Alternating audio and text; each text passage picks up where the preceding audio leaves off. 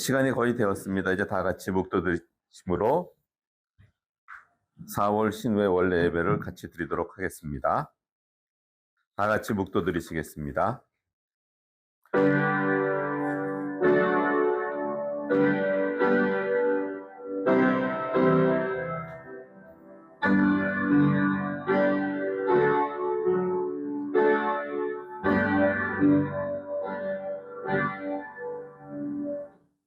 온 땅이여 여호와께 즐거운 찬송을 부를지어다. 기쁨으로 여호와를 섬기며 노래하면서 그의 앞에 나아갈지어다. 여호와가 우리 하나님이신 줄 너희는 알지어다. 그는 우리를 지으시니요 우리는 그의 것이니 그의 백성이요 그의 기르시는 양이로다.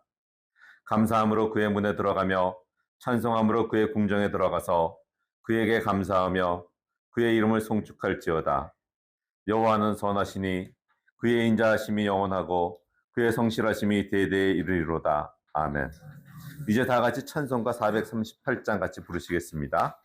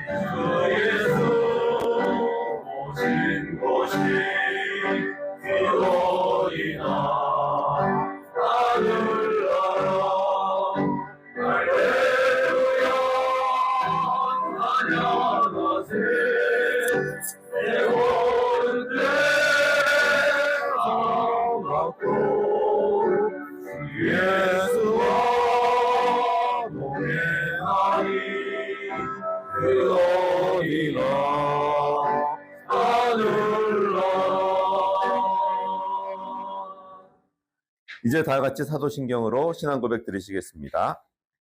전능하사 천지를 만드신 하나님 아버지를 내가 믿사오며 그 외아들 우리 주 예수 그리스도를 믿사오니 이는 성령으로 잉태하사 동정녀 마리아에게 나시고 본디오 빌라도에게 고난을 받으사 십자가에 못 박혀 죽으시고 장사한 지 사흘 만에 죽은 자 가운데서 다시 살아나시며 하늘에 오르사 전능하신 하나님 우편에 앉아 계시다가 저희로서 산자와 죽은 자를 심판하러 오시리라.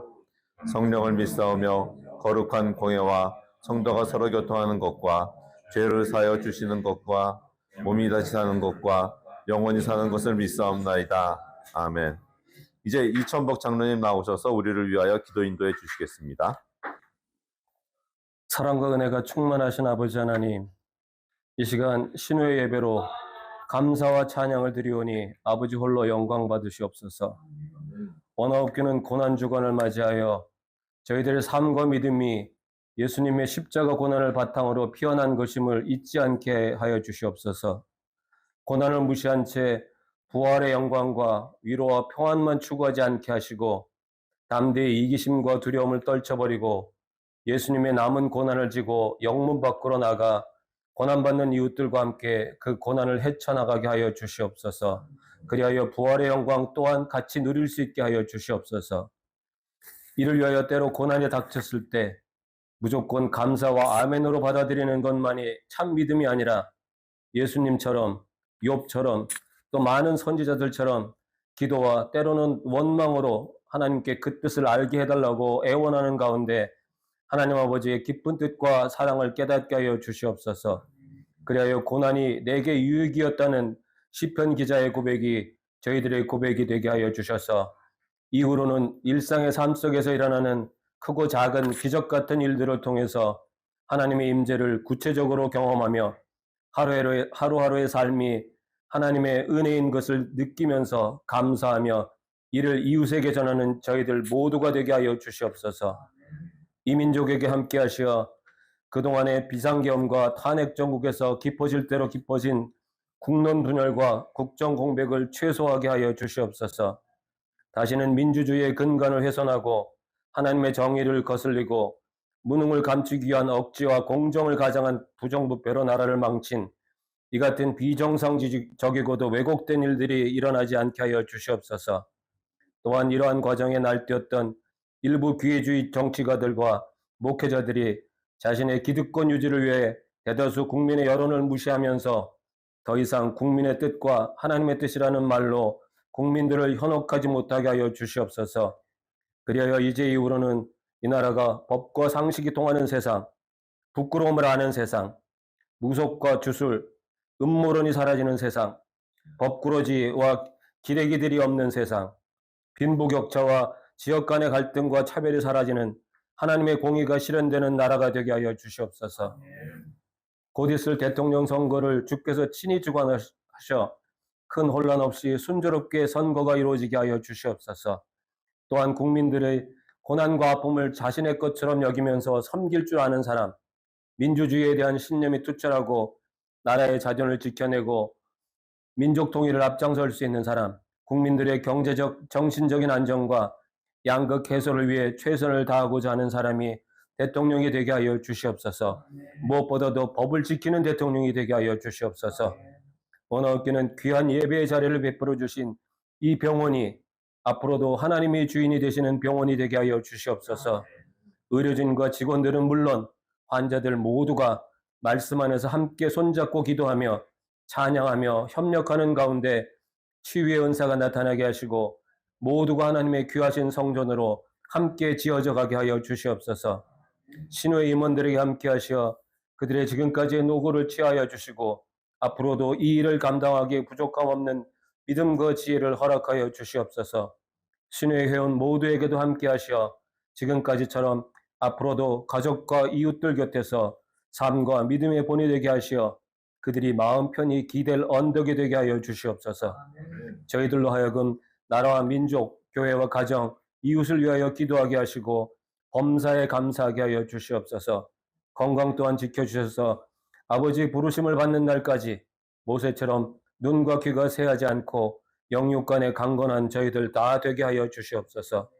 말씀을 전할 주의 종에게 함께 하시어 지금까지처럼 정통적이고도 정확한 성경 해석을 바탕으로 차분히 말씀을 통하여서 참 좋으신 아버지 하나님을 바르게 전하고 아버지께서 원하시는 삶의 방향을 제시하며 교인들의 행복한 신앙생활을 위하여 기도하며 아버지의 사랑을 품고 이웃들에게 나눔의 삶을 본을 보이는 귀하고 참된 주의 종이 되게 하여 주시옵소서. 이 모든 말씀 우리의 작은 신임에도 응답하시어 환난과 고난 가운데 위로자 되시며 피할 그를 주시겠다고 약속하신 예수 그리스도 이름으로 기도합니다. 아멘.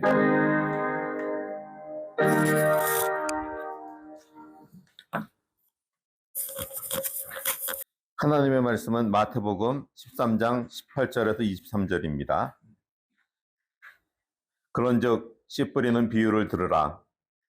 아무나 천국 말씀을 듣고 깨닫지 못할 때는 악한 자가 와서 그 마음에 뿌려진 것을 빼앗나니 이는 곧 길가에 뿌려진 자요 돌밭에 뿌려졌다는 것은 말씀을 듣고 즉시 기쁨으로 받되 그 속에 뿌리가 없어 잠시 견디다가 말씀으로 말미암아 환난이나 박해가 일어날 때에는 곧 넘어지는 자요 가시떨기에 뿌려졌다는 것은 말씀을 들으나 세상의 염려와 재물의 유혹에 말씀이 막혀 결실하지 못하는 자요 좋은 땅에 뿌려졌다는 것은 말씀을 듣고 깨닫는 자니 결실하여 어떤 것은 100배, 어떤 것은 60배, 어떤 것은 30배가 되느니라 하시더라. 아멘.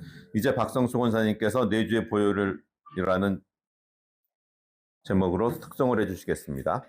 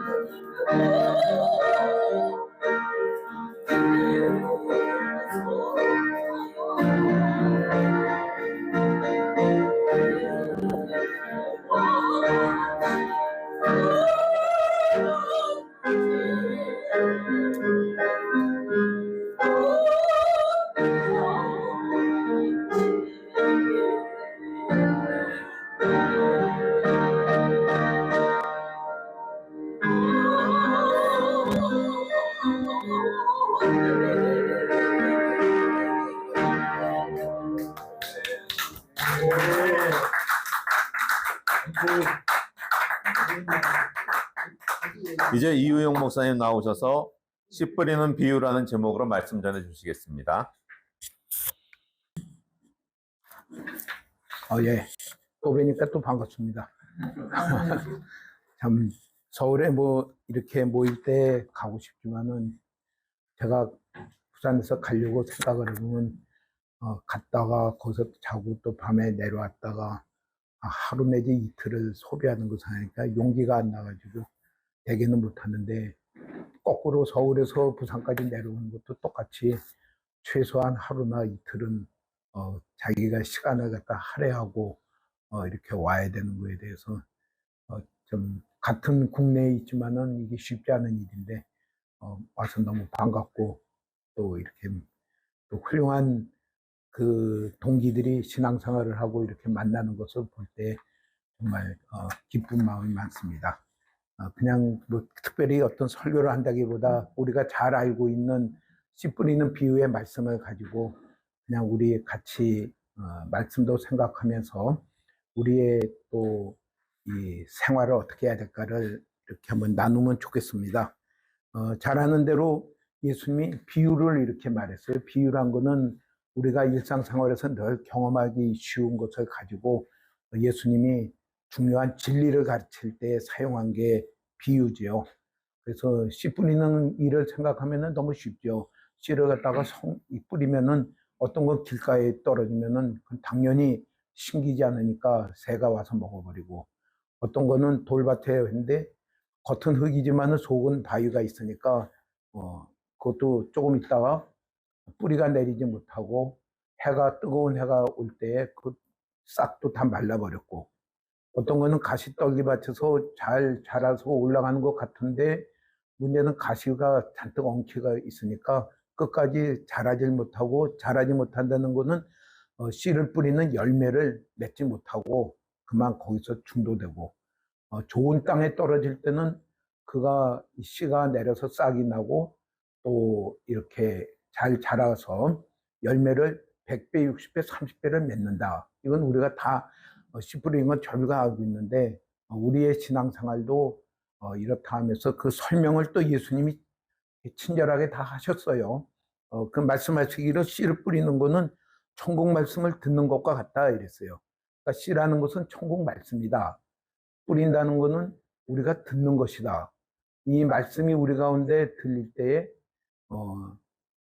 그 결실을 잘 맺을 수 있으려면은 그 마음이 좋은 땅과 같은 마음이 되어야지 결실을 맺지.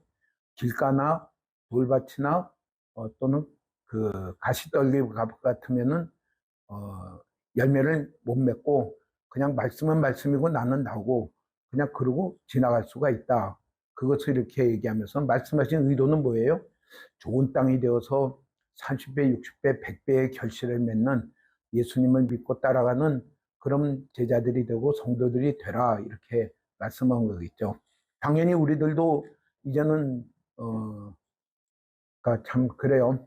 우리가 다 10대 때 이렇게 한참 중학교, 고등학교 때를 만나가지고 어느덧 70을 이제 넘겨가면서 70도 중반으로 이제 향하고 가면서 이제 뭔가 좀 우리가 다잡아서 아쉬운 시간들을 어떻게 지내야 될까 하는 이 시기에 왔을 때에 우리 이 말씀을 가지고 나는 어떤 자로 하루하루를 살아갈 것인가. 좋은 땅으로 살아가서 이미 지나간 시간들이 어떻게 할 수 없지만은 이제 하루하루에 만나는 시간을 결실을 맺는 나로 살아가야 되겠다. 이렇게 맺으면은 부산은 아주 신나는 시간이 되겠습니다. 옥선 오신 것은요. 그러면서 그 말씀을 이렇게 말해요. 천국 말씀이다 이렇게 말했어요. 천국이라는 것은 마가복음에는 이렇게 말해요. 하나님 나라의 말씀이다 이렇게 표현을 합니다. 예수님이 처음에 공생애의 첫 설교가 뭐냐면은 회개하라 천국이 가까이 왔다 이렇게 얘기하고요. 또 마가복음에는 하나님 나라가 너에게 가까이 왔으니까 회개하고 복음을 믿어라 하고 이렇게 얘기하죠. 그러니까 다시 말하면은 예수님이 하나님의 아들이 모든 영광을 버리고 이 땅에 오시고 또 사역을 하여서 십자가의 고난을 받고 죽으시고 부활하신 그 예수님이 가지신 그 목적은 맨 처음에 한 말로 이렇게 딱 우리가 비추어 볼 때 뭐라고 생각하냐면 우리에게 하나님 나라를 열어주시고 하나님 나라로 우리를 초청하고 이루어가게 하기 위해서 예수님이 이 땅에 오셨고 십자가의 길을 걸어가셨고 죽으시고 부활하셨다. 이렇게 생각해도 될 것 같습니다. 그러면은 하나님 나라는 무엇이 하나님 나라일까?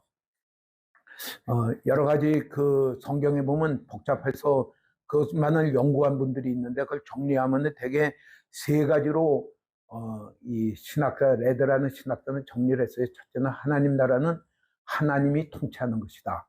하나님께 다스림 받는 게 하나님 나라고, 둘째는 내가 지금 나의 현재 하나님께 통치받아 갈 때에 하나님과 함께하는 누리는 축복의 영역이 하나님 나라고, 세 번째는 완전히 하나님이 완전히 다스리는 영원한 완전한 하나님 나라는 앞으로 예수님이 오실 때에 이루어지는 영원한 하나님 나라다. 그래서 우리가 흔히 요단강 건너가 만나리 하는 천국의 하나님 나라는 세 번째 중에 하나겠지만은 그러나 그 본질은 하나님이 다스리는 것이고 그것이 뜻밖에도 예수님이 비유를 들으면서 가르치려는 것은 그 하나님 나라가 지금 우리에게 말씀을 통해서 이루어질 수 있다는 것을 이야기하며 앞으로 그것이 완전히 이루어진다. 그것을 이야기합니다. 당연히 우리가 예수님을 믿고 나아가는 것은 하나님 나라에 대한 소망으로 우리의 삶이 바뀌는 거겠죠. 그래서 회개하라 얘기하겠죠.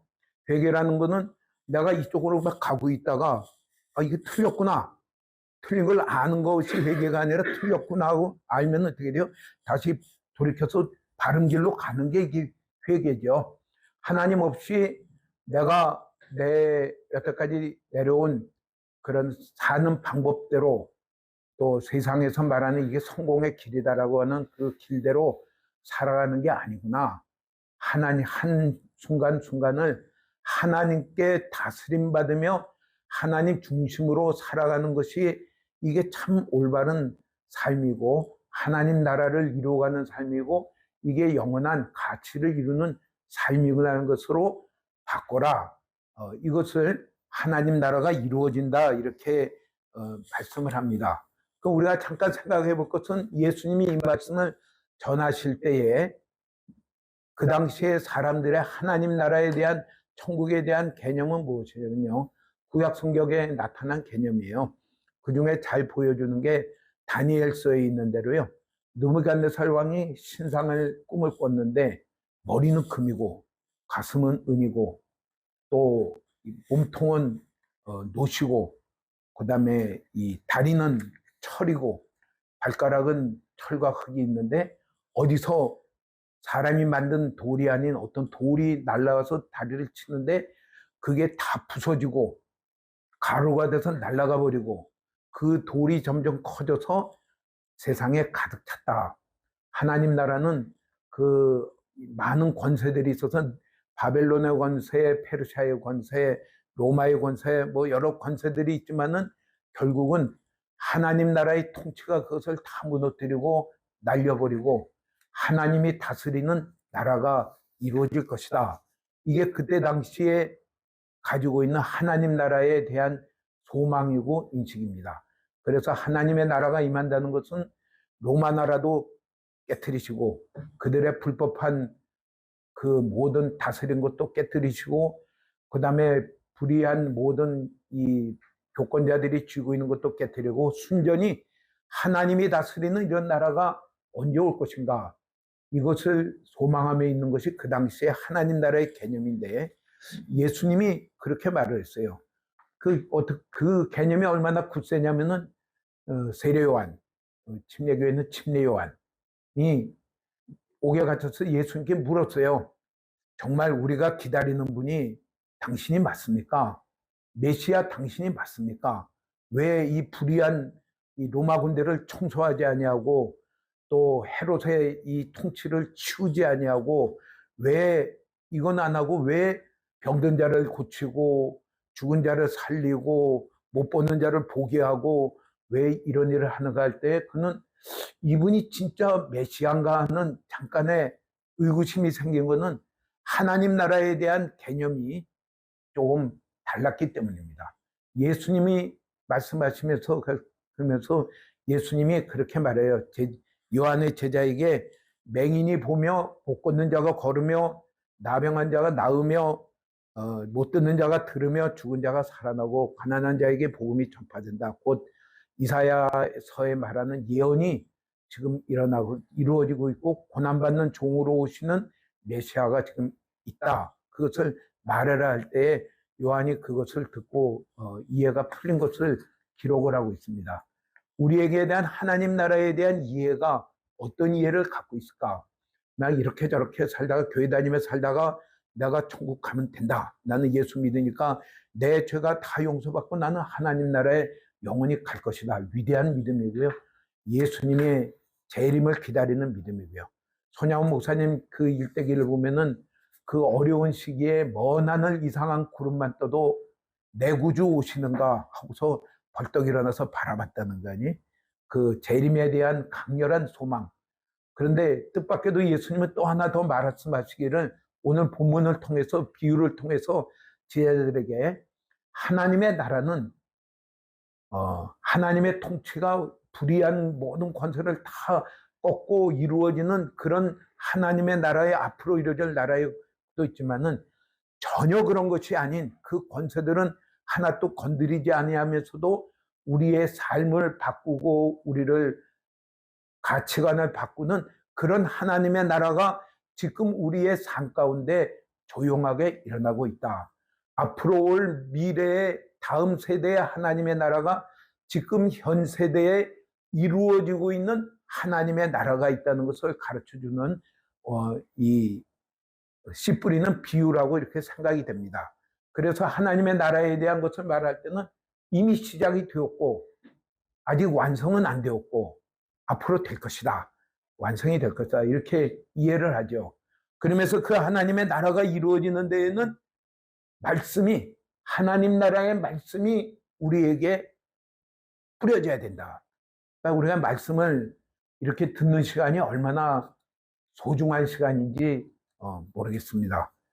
또 같이 말씀을 내가 예배 시간에도 듣고 매일 묵상을 하고 요새 특별 새벽 예배 때에 가서 이렇게 말씀을 듣고 이런 시간들이 어마어마하게 중요한 시간이다. 근데 그 중요한 것이 내 마음이 들을 때, 그 말씀을 들을 때, 접할 때 내 마음의 상태는 네 가지 종류 중에 하나다. 하나는 길가 같고, 하나는 돌 같고, 하나는 가시 같고, 가시덤불 같고, 하나는 좋은 땅과 같은 그 상태에서 내가 받게 됐는데, 그 들은 말씀이 내 안에서 하나님 나라의 열매를 이루는 것. 다시 말하면은 그 말씀을 통해 하나님의 다스림이 내 삶 가운데, 내 마음 가운데, 내 삶 가운데 일어나서 나의 인격을 변화시키고 내 말을 바꾸고 내 행위를 바꾸고 하나님의 공의를 이루는 그 삶으로 변화되는 데는 그거는 좋은 땅밖에는 이루어질 수가 없다. 그것을 말하며 분들에게 좋은 땅으로 소망하며 또 한 발자국 단번에 다 이루어지진 않겠지만은 한 발자국씩 이루어지는 그런 성도들이 되기를 주님이 기다리신다고 보겠습니다. 또 그렇게 되길 바랍니다. 그러면서 이렇게 또 잘 설명을 해요. 여기 말씀하시기를, 길가밭은 이렇게 말씀하시기를 이렇게 했어요. 말씀을 듣는데 깨닫지 못한다 이랬습니다. 깨닫지 못할 때는 마음에 뿌려진 것을 빼앗나니 이는 곧 길가에 뿌려진죠. 말씀을 듣긴 들었는데 이게 무슨 말씀인지 내 마음에 하나도 와닿지를 않아요. 분명히 대한민국 국어로 들었는데 이게 무슨 말씀이냐? 하나도 이게 내 안에 이해가 안 되고 또 그 소망이 안 되니까 결국은 그 말씀은 그냥 이렇게 내 안에 들어왔다가 그냥 싹 사라집니다. 그걸 여기에 악한 자가 와서 이 빼앗는다 이렇게 말하고 새가 집어먹는다 했어요. 말씀은 여기 듣고 갔지만은 나가면서 아주 산뜻한 마음으로 하나도 기억이 없이 그리고 엘리베이터를 타고 갈 수가 있다. 그거는 길가밭이다. 예배당에 들어가서 아멘 들어갔는데 나올 때는 뭐가 뭔지 하나도 하얗다. 그런 게 길가밭이다. 그렇게 돼요. 그 다음에 돌밭이라는 것은 또 이렇게 설명했어요. 돌밭은 말씀을 듣고 즉시 기쁨으로 받대. 그 이해가 된 거죠. 기쁨으로 받는 건 뭐예요? 아멘 했다는 거예요. 아이고, 그 말씀 정말 옳습니다. 아멘 했는데 문제는 그 속에 뿌리가 없어 잠시 견디다가 말씀으로 말미암아 환난과 박해가 일어날 때 넘어지는 자요. 넘어진다는 얘기는 뭐냐면 말씀을 포기하는 거죠. 들을 때는 기뻐요. 아멘. 그 말씀은 이해가 됐다는 거죠. 여기에 길가밭에 깨닫는다는 얘기는 이해가 되고 그래 이렇게 살아야 돼. 할렐루야 하고서 이러고 있었는데 그게 뿌리가 내리지 못하니까 이로 인한 여러 가지 환난과 어려움이 올 때는 그걸 그만 포기하게 됩니다. 그게 돌밭이다. 그러니까 말씀을 들었으나 안 들었으나 결국은 은혜를 받는 것 같지만은 조금 지나서 보면 하나도 변화된 게 없어요. 그냥 그대로예요. 그냥 그대로. 그러면서 그렇게 이야기를 해요. 그 돌은 그 무엇이냐? 돌은 보니까 이 고린도 후서에는 우리 마음속에 견고한 진이 있다 그랬어요. 그래서 그 견고한 진을 무너뜨리는 하나님의 능력이라. 우리 생각 가운데 견고한 진이 있어요. 어떤 견고하냐면 내가 여기 살아오는 자기 나름대로의 방식이 있습니다. 그거는 내가 여태까지 배운 것도 있고 경험한 것도 있고 세상에서 들은 것도 있고 아무튼 내 나름대로의 처서술이 있어요. 우리 흔히 40대면 어떻게 뭐라고 말해요? 누가 말해도 속지 않는다. 그래서 불혹이라고 얘기하죠. 와서 얘기해봐야 그러냐고서 듣고서는 그 다음에 끝이에요. 하나님 말씀이 이렇게 듣는데 들려지고 이해가 되고 아멘하고 내가 이제 두 손 쥐고 기도했지만은 그게 내 속에 생각 속에 뿌리를 내리지 못할 때, 다시 말하면 견고한 진을 뚫고서 그 말씀이 내 속에 뿌리를 내리지 못하면은 그 말씀대로의 열매는, 살아가는 삶의 열매는 아무것도 이루어질 수가 없다. 그것을 이렇게 얘기합니다. 세 번째는 가시떨기밭을 이렇게 얘기를 해요.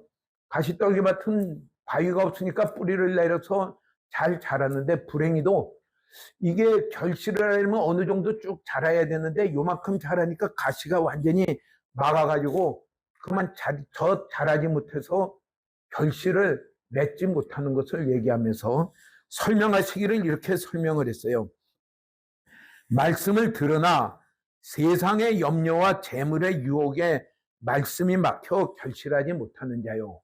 내가 이렇게 살아야 된다는 것도 알고 또 그것이 이렇게 소망도 있고, 또 저는 그렇게 생각해요. 이렇게 말씀을 가르칠 수도 있다고 생각을 해요. 이렇게 가시떨기밭 정도 되면은 어느 정도 자랐기 때문에.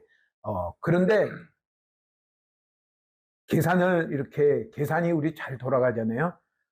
손해가 많을 것 같아요. 재물의 유혹과 염려가 우리가 막혀서 자라지 못한다, 이렇게 얘기했습니다. 우리 성경의 마태복음에 보면은 이렇게 얘기해요. 두 주인을 섬기지 못한다. 한 주인을 섬기면 한 주인은 경히 여기게 되고, 한 주인을 사랑하면은 한 주인은 미워하게 되고, 그러면서 재물과 하나님을 겸하여 섬길 수 없다.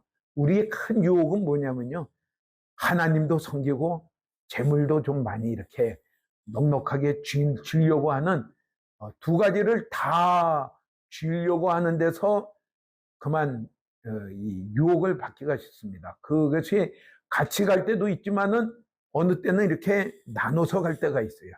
나눠서 갈 때 되면은 무언가를 포기해야 되는데, 그때에 두 주인 중에 한 주인만을 섬길 수 있다. 가시떨기라는 말은 재물의 계산을 해보니까 이거는 너무 많은 희생과 대가를 치르게 되고 기회를 뺏기는 것이 되기 때문에 못하겠다 하면서 어느 정도 선에서 타협을 하고 끝을 냅니다. 끝까지 따라가는 것이 아니라 타협을 하고 맙니다. 그래, 서문화교회에 대해서는 예수님이 이렇게 말했죠. 죽도록 충성해라. 충성은, 주님을 따라가고 하는 것은 생명을 다 걸고 따라가라 했지, 여기까지만 하고 그만해도 굉장히 한 거야. 다른 사람에 비하면은 엄청나게 많이 한 거야. 자기도 인정하고 다른 사람도 인정하지만은 문제는 뭐냐면요, 하나님 나라의 말씀이 그 사람 안에서는 열매를 이루지 못한다. 결실이 없다. 이렇게 얘기를 합니다. 그러면서 말씀하시기를 좋은 땅이 되어라. 좋은 땅은 말씀을 이렇게 설명했어요. 말씀을 듣고 깨닫는 자니, 말씀을 듣고 깨닫는 자니 결실하여 어떤 것은 100배, 어떤 것은 60배, 어떤 것은 30배가 되느니라. 그렇게 되시기를 축복합니다. 예. 저는 갈수록 그렇게 생각해요. 참 좋은 학교를 나왔다. 훌륭한 동기들을 내가 이렇게 많이 만나게 되는구나 하고서 참 존경하는 이런 훌륭한 동기들이 많구나. 갈수록 고마워하고 있습니다. 이제 남은 이 시기도 좋은 땅이 되어서 이거 해야 되는데, 듣고 깨닫는 자는 좋은 땅이 되려면 어떻게 해야 될까? 그냥 이 오늘 본문의 말씀에 비하면은 길가밭이 잘 개간이 되어서 좀 부드러워져야 돼서 씨앗이 심겨져야 될 것이고요. 돌밭이 그 안에 돌이 좀 깨져서 그것이 드러내야 될 것이고요. 그 다음에 가시떨기밭을 가시를 쳐서 이 심은 씨가 끝까지 잘 자랄 수 있도록 가시를 덤불을 제거하는 일을 하는 것이 그게 좋은 밭이 될 것이다. 이렇게 생각을 합니다. 본문 안에서. 그러면서 이렇게 말씀을 해요. 말씀을 듣고 깨닫는다. 깨닫는다는 말은 뭘까? 첫째는 길가밭을 어떻게 하면 좀 부드럽게 할까? 단단한 마음을, 길가같이 다져진 마음을 어떻게 하면 좀 흙이 부드러워서 씨앗이 생길 수 있는 마음이 될까? 저는 그 마음을 마태복음 5장에 8복이 나오는데 첫째 복이 뭐냐면 심령이 가난한 자는 복이 있나니 천국이 저희 것이며, 심령이 가난한 마음입니다. 주님, 내가 참 평생을 주님을 믿는다고 따라왔지만은 참 이렇게 주님을 향하여 그리스도의 장성한 분량에까지 자라가는 것은 표오고, 정말 제가 자라가는 것은 너무 빈약합니다.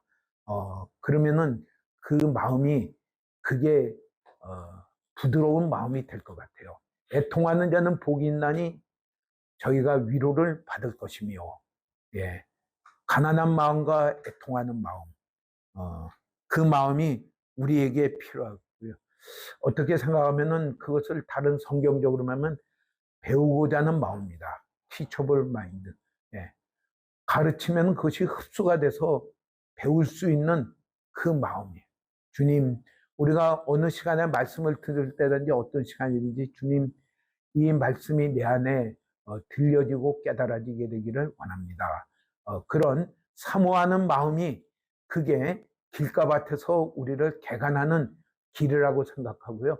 좋은 밭이 되는 길이라고 생각을 합니다. 그 다음에는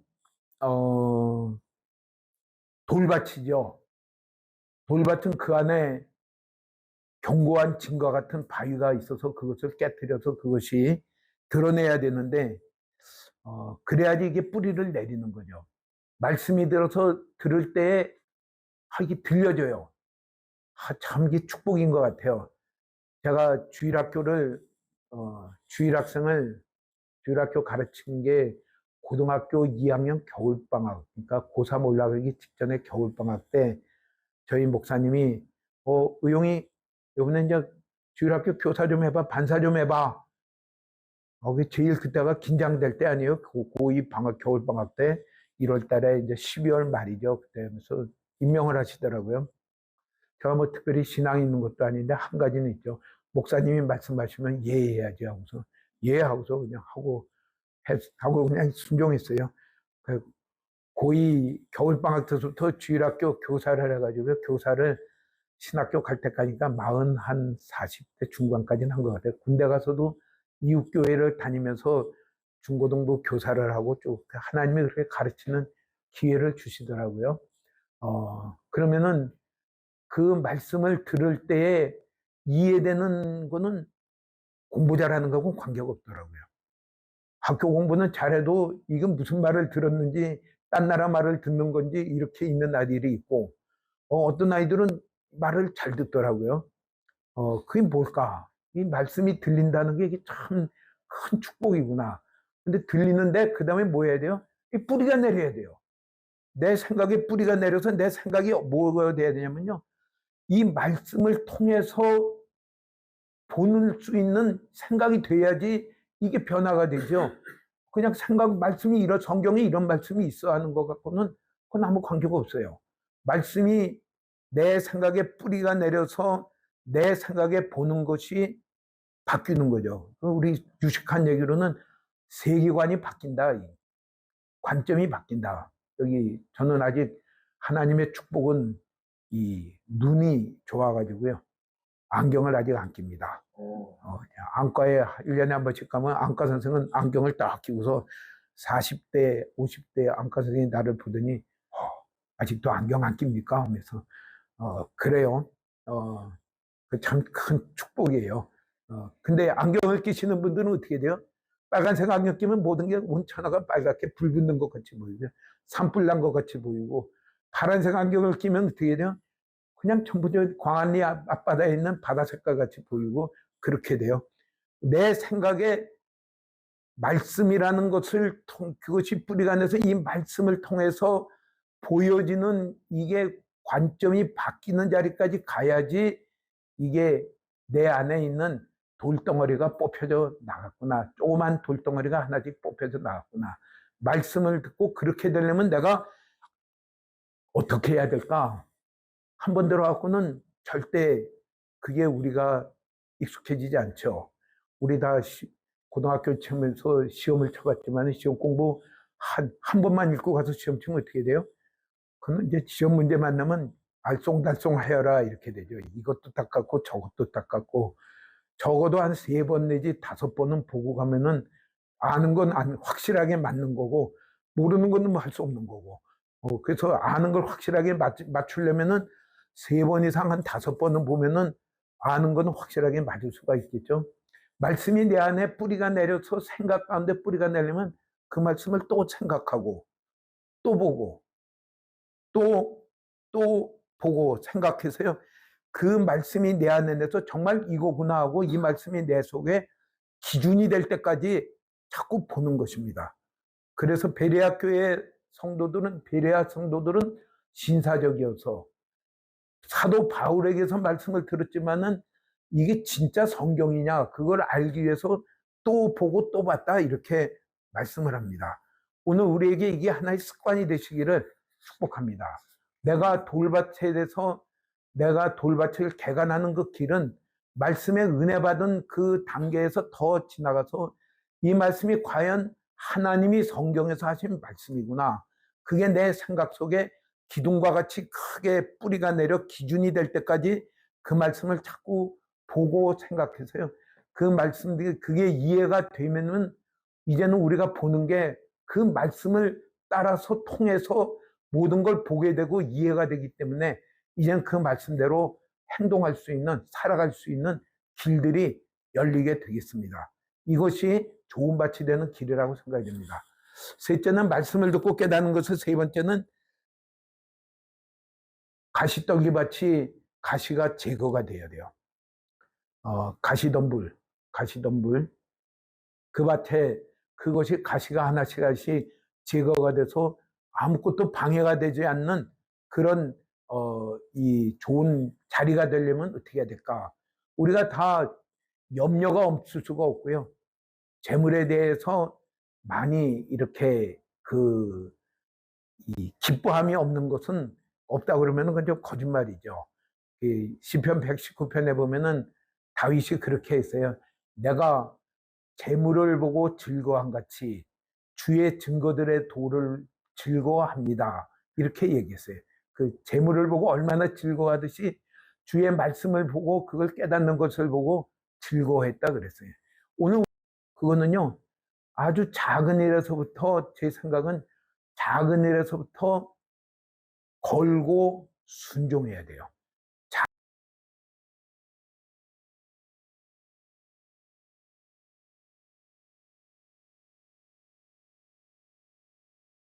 작은 일에서부터 걸고 순종하는 일은 그렇게 어렵지는 않지만은 자기로서는 있는 힘을 다해야 됩니다.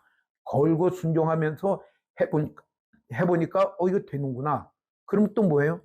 그거보다 조금 더 힘든 것을 걸고 순종할 수가 있습니다. 마치 운동하면은 제가 이렇게 이제 돼서 요새는 헬스장을 가요. 일주일에 한 3번, 4번, 많이 가면 4번, 적게 가면 3번. 오늘은 못 갔는데 가면은 이래요.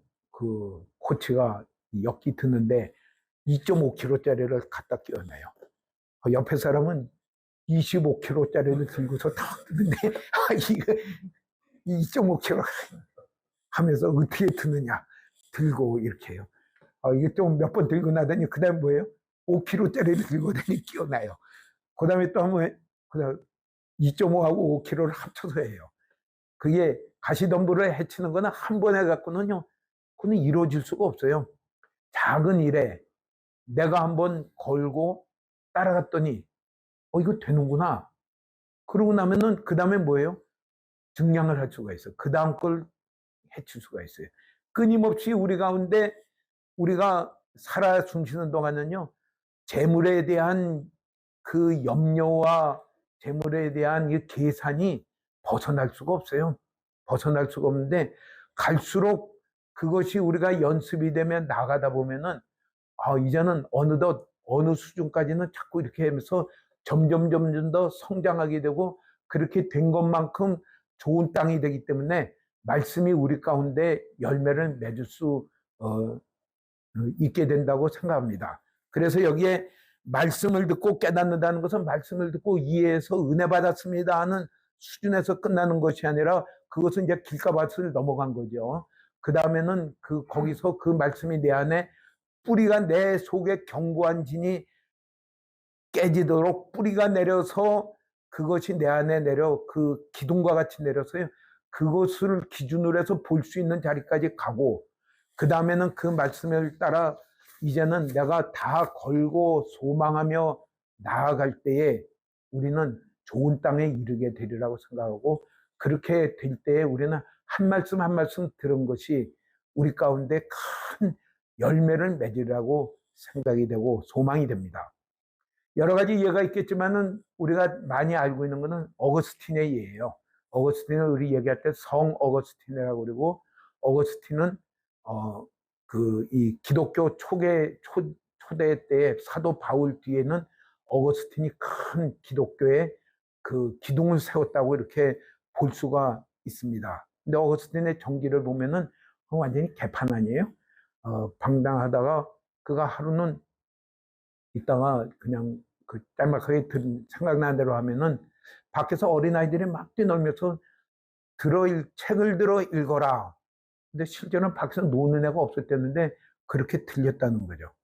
그게 들으면서 자기가 책상에 있던 성경책을 딱 들어서 읽었는데 그 성경책 구절이 로마서 13장에 있는 대로 13장 12절에 있는 대로 지금은 밤이 깊고 낮이 가까웠으니 그러므로 우리가 어둠의 일을 벗고 빛의 갑옷을 입자. 이제는 방탕한 것을 다 버리고 예수 그리스도로 옷 입자. 그 말씀을 보면서 그 말씀이 그 안에 뿌리가 내리면서 그는 이제까지의 자기의 방탕했던 생활들을 정리를 하기 시작합니다. 자기가 혼인했던 자들도 정리를 하고 여러 가지 생활들을 정리하고 그는 하루하루를 그리스도로 옷 입어서 나아가는 삶으로 걸어갈 때 방탕하며 엄마 속을 들들들들 썩이던 어거스틴이 위대한 우리가 알고 있는 기독교 역사의 바울과 루터 칼빈 그 사이에 있는 큰 기둥이라고 말하면은 어거스틴이라고 하는 큰 인물로 나왔습니다. 오늘 우리에게 이제 어느덧 70이 넘어서 이제는 내년에도 다 만나기를 기대하고 건강에 주의하시기를 기대합니다.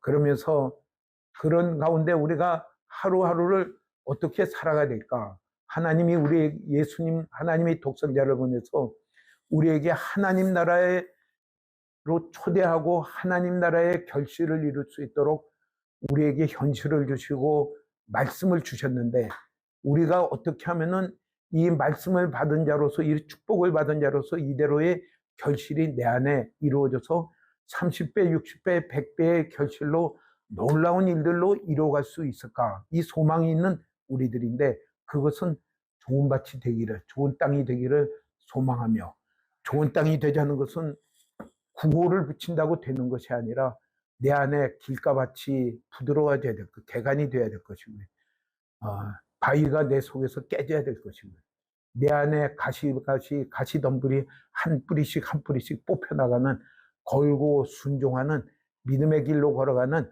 우리의 만나는 매 순간이 되기를 주의 이름으로 축복합니다. 아멘.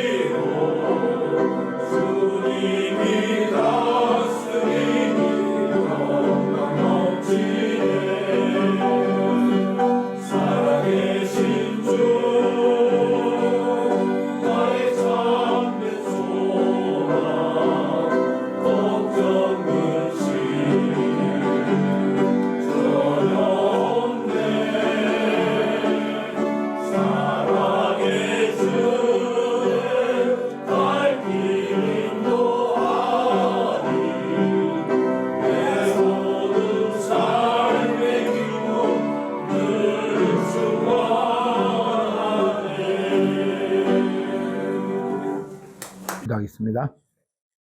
지금은 우리 주 예수 그리스도의 은혜와 하나님의 무한하신 사랑하심과 성령님의 감화감동하심과 교통하심이 귀한 부르심을 받고 하나님의 나라를 소망하며 날마다의 자기의 현실을 하나님 나라를 이루어가는 말씀을 통하여 좋은 땅과 같이 이루려고 하는 이 시간 예배드린 귀한 우리 동기 성도님들과 저희들이 또 생활하고 있는 저희들의 가족과 저희들이 섬기는 교회와 또 이로 인하여 영향받을 모든 이웃들에게 지금부터 영원까지 함께 하시기를 예수님의 이름으로 축원하옵나이다. 아멘.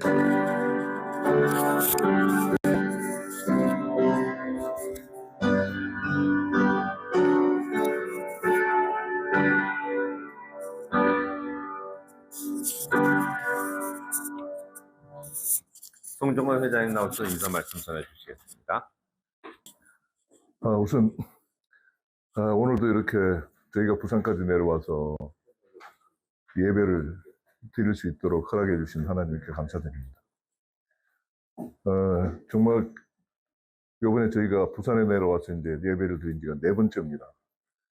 정말 꿈 같은 일입니다. 저희가 상상도 못했고 생각도 못했고 기대나 소망 같은 것도 아예 처음부터 하지도 않았던 일인데 뭐 이렇게 와서 전부 다 뭐 정말 참 요트도 생전 처음 타보고 그것도 뭐 회도 배가 터지도록 이제 회로 이 맛있는 거로 이렇게 저걸 먹고 그리고 또 이렇게 우리 믿음의 친구들이 함께 이 남녘땅 부산에서 이렇게 예배드리고 이런 거는 저희들한테 정말 특별하게 이렇게 베풀어 주신 하나님의 은혜이고 축복이지 않나 싶습니다.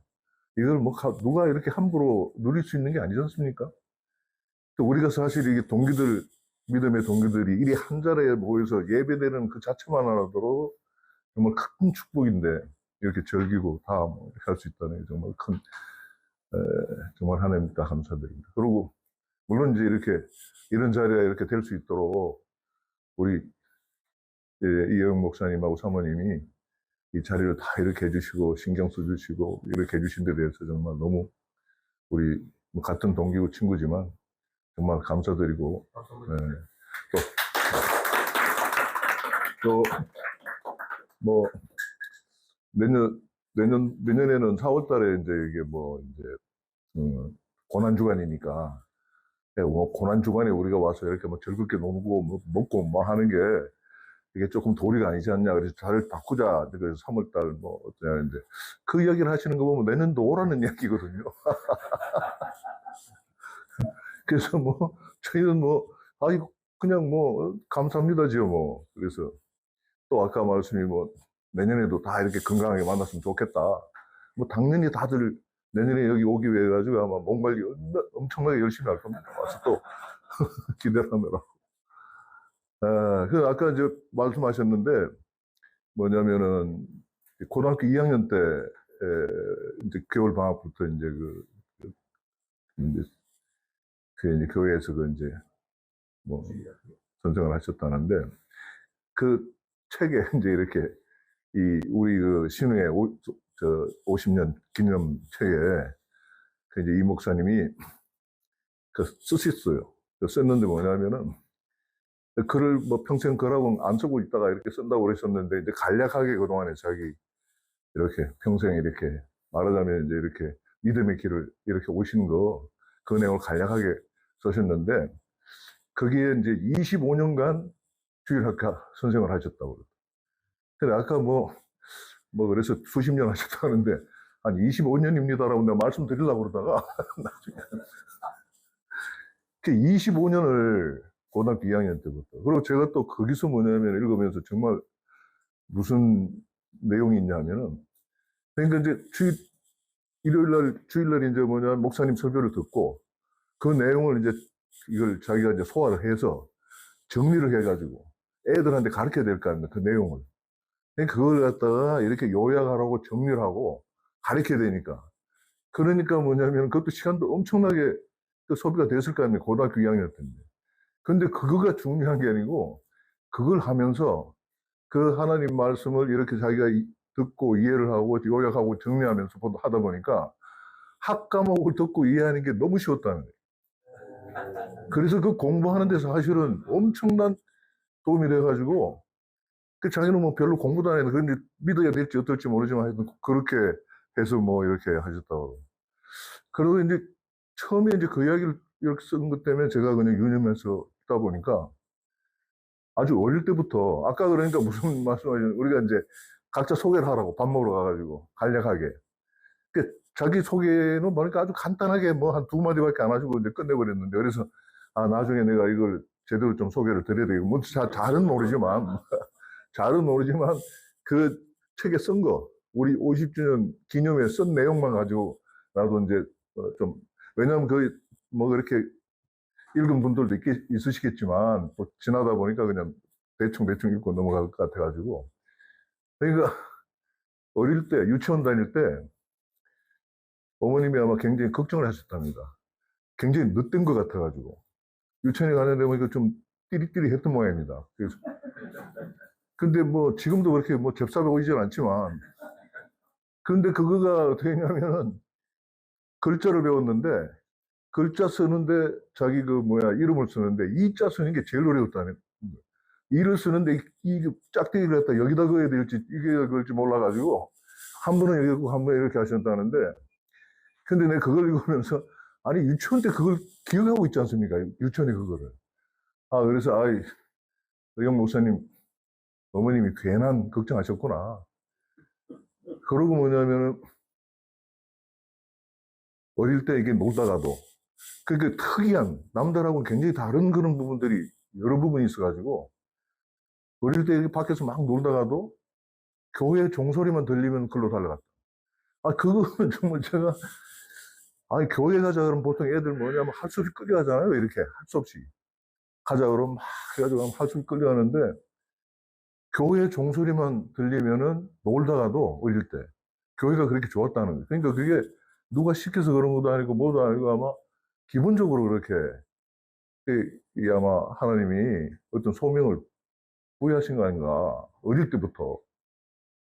그리고 이제 고등학교 때도 뭐 과일 저기 무슨 학원에 이제 이렇게 동네 가서 하는데 학원에 다니면서 공부를 해야 되는데 수요 예배 빠지고 금요 예배 빠지고 어쩌고 하니까 반밖에 안 다녔다. 근데 그래도 성적이 전혀 뭐 떨어지거나 그러진 않았다고 그러더라고요. 그래서 나 읽으면서 그런 단편들을 이렇게 보니까 그러면은 또 이제 제가 깜짝 놀란 게 있었어요.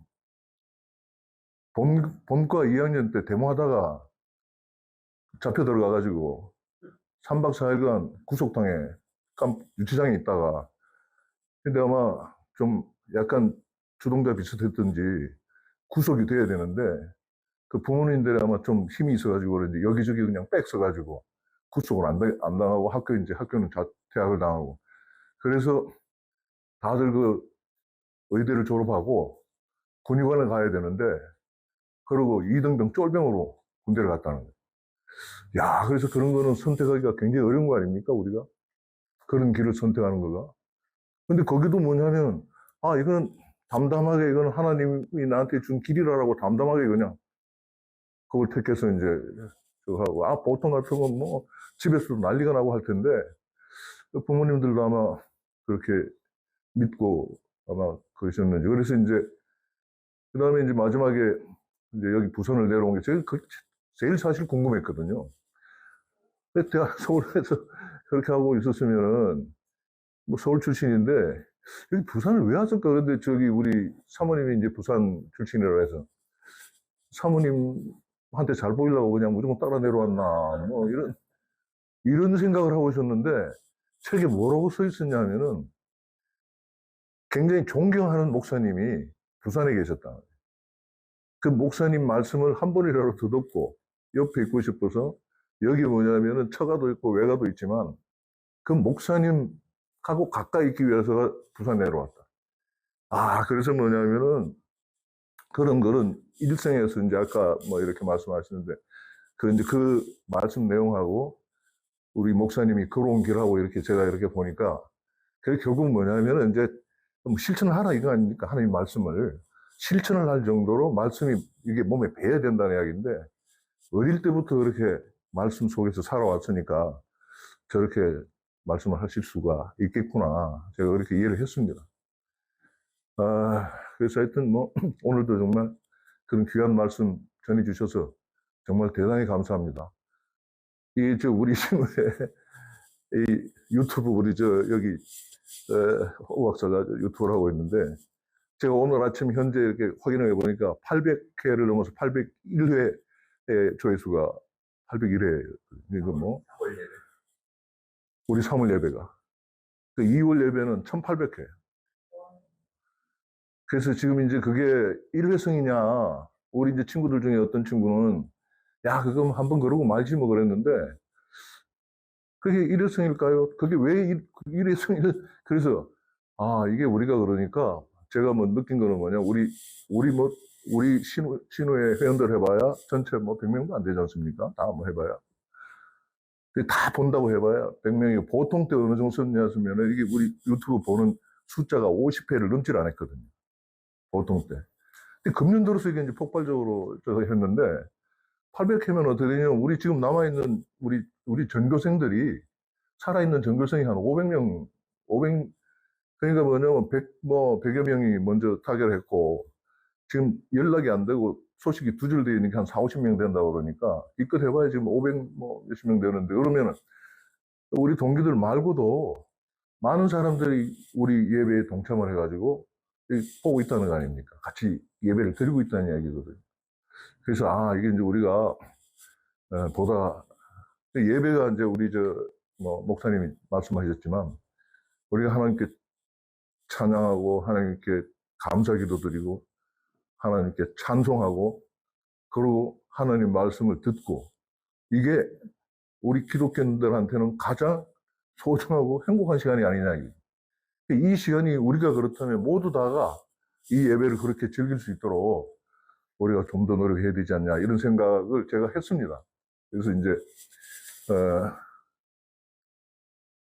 뭐 어떤 일을 계획하고 있냐면은 아까 이제 우리 그 천복 장로님이 이제 우리 사회가 뭐 이렇게 다 이렇게 갈라지고 이제 갈라진 게 뭐냐면은 내 생각하고 다를 것 같으면 받아들이지 않으니까 내 생각하고 다르면 틀렸다고 하니까 이제 이게 서로 나눠져 가지고 내 생각이 다르면 저 사람 나하고 생각이 다르구나 이게 아니고 틀렸다고 해버리니까 그래서 이제 뭐냐면은 제가 우리 금년도 연말 송년회는 우리 서가회 카톨릭 우리 24회 동기들 모임이 있는데 거기하고 합동을 같이 해볼까 그런 생각을 해가지고 그래서 어떻게 했냐면은 그 서가회 회장한테 전화를 했더니 뭐 굉장히 좋아해가지고 뭐 우리 카톨릭하고 여기하고 우리 기독교하고는 이렇게 하는데 뭐 그쪽 미사 드리고 하는데 우리는 이제 뭐 그런 건 안 하고 또 우리는 또 이게 설교를 하는데 거기 이제 설교도 하지만 그건 이제 우리하고 내용이 완전히 다르고 그래서 이렇게 서로 다른 건 다 빼고 같은 거 찬양하고 찬송은 같으니까 네? 같은 거 위주로 해가지고 송년회 한번 하자 해서 이제 그렇게 하려고 합니다. 이제 뭐 지금 아직 준비 단계니까 이제 어떻게 저거가 될지 모르겠지만 그래서 우리가 이제 금년 연말에는 송년회를 같이 하면서 음악회 우리 노래 잘하는 사람도 많고 사실 이제 뭐냐면은 제가 아직 시간이 좀 있어가지고 한 5분만 더 이야기를 하겠습니다. 그래서